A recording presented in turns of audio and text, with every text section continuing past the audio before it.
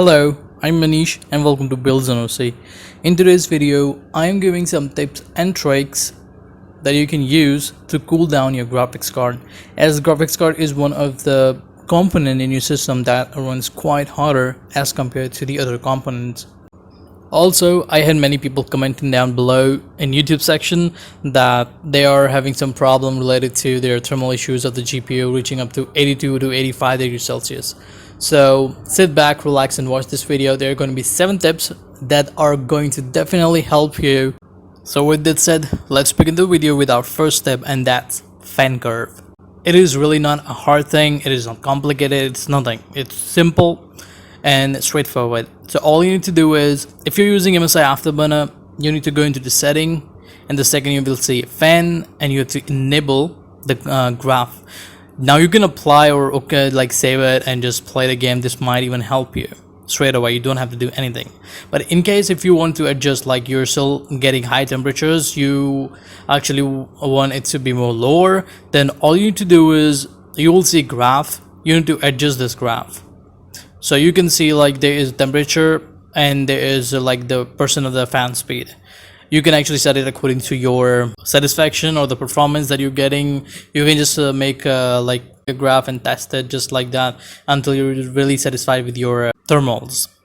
The same thing you can do with the AMD software. All you need to do is right click, go into the AMD Adrenal software, open it, go into the performance tab, go into tuning tab, and here you will see like GPU tuning. Go to manual, and when you do the manual, you will on the right hand side at the top right, you will see fan curve or fan tuning.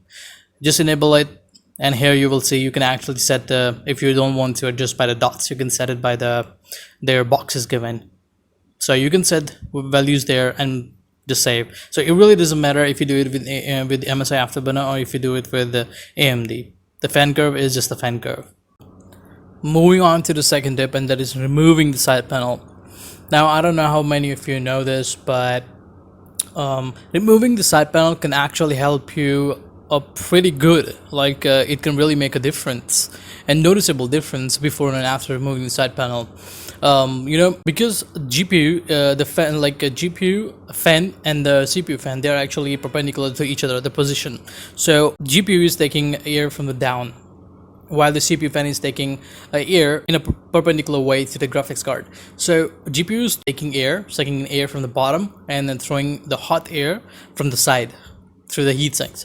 Now that air is going up, that hot air is moving up towards the back for the exhaust. And also, so it is not, of course, like it is not that the CPU is not taking the fresh air only and letting the hot air go out. So it will also affect your CPU temperature as well, since the hot air is moving upside, and the CPU is sucking in the air straight from there. So that half of the hot air is actually like going out from the behind of the case, but also half of the hot air is also being sucked by the CPU fan. That is also making your CPU little hotter than it can be, like 2 degrees hotter than it can be. Now moving on to the third trick, and that is thermal paste. Now everybody know about thermal paste, like it is one of the main steps that you need to do when it comes to the heating issue. So if you're using your card from a long time, like it's been 2 or 3 years, and you didn't change, or you just didn't care to change, or you just didn't change it because you're too afraid to remove the screws because your card is still in warranty, and there's a small fucking annoying sticker on the top of the screw, and you cannot unscrew the screw because otherwise the warranty will be voided. So in that case, I'm not gonna say like void your warranty, of course, but in case if your product is out of warranty, all you can do is unscrew it safely and change the thermal paste of your graphics card. There are multiple videos how to do it. You can go on YouTube and just appreciate the people who did it on YouTube. Coming on to the fourth trick, and that is a VSync. What exactly is VSync? First, we're going to understand that. So what exactly VSync is, every monitor has a refresh rate. It can be 60, can be 75, can be 144 Hertz, and so on.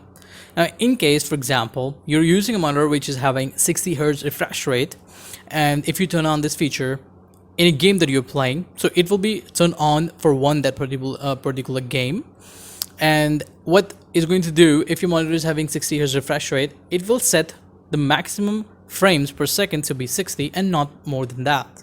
If your FPS have to drop below 60, then they will drop, but it will not go above 60 at any cost. But how will it help in heating issue? Major question, right? So if your graphics card is giving around 80 FPS or 90 FPS, so that's a full potential for your graphics card. Okay, if you're playing a game without any limit, okay, it is giving you 90 FPS. The moment you turn on VSync, it will be set to the refresh rate of your monitor. Like we said, for example, we have 60, so the FPS will be set to the max at 60. Now your graphics card is actually saving a little power to deliver you 60 FPS. So it's not like if you turn on and your graphics card is taking less power, so you have like FPS drop. Nothing. It's nothing like that. So it will always be using enough power to give you 60 FPS at any cost. But it will be saving those 30 FPS. That means it is saving that gap. It is saving that power. It is using less wattage. It is using that less usage, and also it is going to save that extra heat that was being generated. Coming on to the fifth trick, and that is undervolting. Now I'm not going to really explain it in detail because I have a full detailed process video on undervolting and overclocking graphics card. You can go and check it out. I have literally explained in detail. You can follow the exact same thing, exact same process, exact same step, and you will be able to get your card to the least. This is especially this trick and the volting is going to help you to run your component at a really less temperature without having any heating or thermal issue. Moving on to the sixth trick, and that is dust. Well, actually not dust, but cleaning the dust out of your system. Now, when you're using for hours, or even if you're not using for hours, the dust is going to be there anyway, chilling and relaxing in your system, in every corner of your system. So you have to maintain, you have to be show a little care and respect to your system, just like your girl. If you don't listen to her, if you don't listen to your system, out of nowhere, blah blah, complain, blah blah, heating issue, this and that. So you have to maintain, you have to clean it up regularly.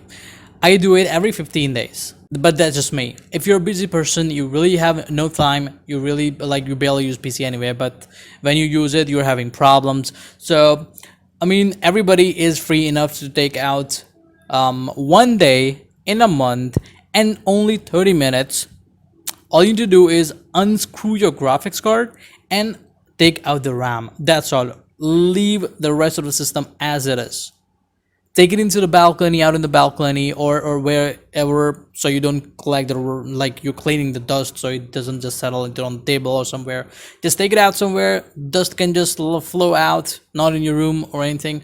So just take a light brush. It can be a makeup brush or it can be a school painting brush, like on the paper. Don't take the brush that is like a big one and you're painting the walls. Not that one. So take a smooth and light brush. Then clean the dust off of the components. You don't really, and if you need, then you can take a microfiber cloth and just clean it off. That's all you need. Moving on to the last but not least, adding fans to your system. Now this is simply said.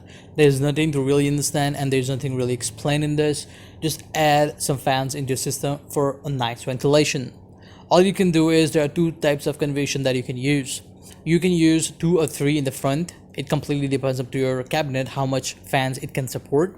So in case 2 or 3 in the front as intake. So front is always intake. At the top, 2 or 3 fans, it can be intake or as an exhaust, and one at the back is exhaust always. So there are two kind of configurations: front intake, top intake, back exhaust. Front intake, top exhaust, and back exhaust.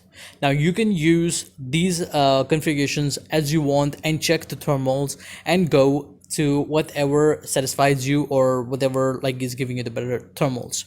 And if you have any doubt, if you have any complaint still using all these strikes, I'm right here. Comment down, Instagram me. Also, I am announcing my Discord. I have a Discord for this channel. You guys can hop in. I will be there every Sunday helping you guys. You can comment down, like you can comment there your questions, your whatever the thing it is, whatever it is, any kind of problem. If it is under my knowledge, I will definitely help you out in whatever I can anytime. Every Sunday, Discord. There's voice channel. You can hop in the voice channel. I will be there. We can talk. We can play some games, whatever it is. If you have some problem, you can direct talk to me, and I will help you out.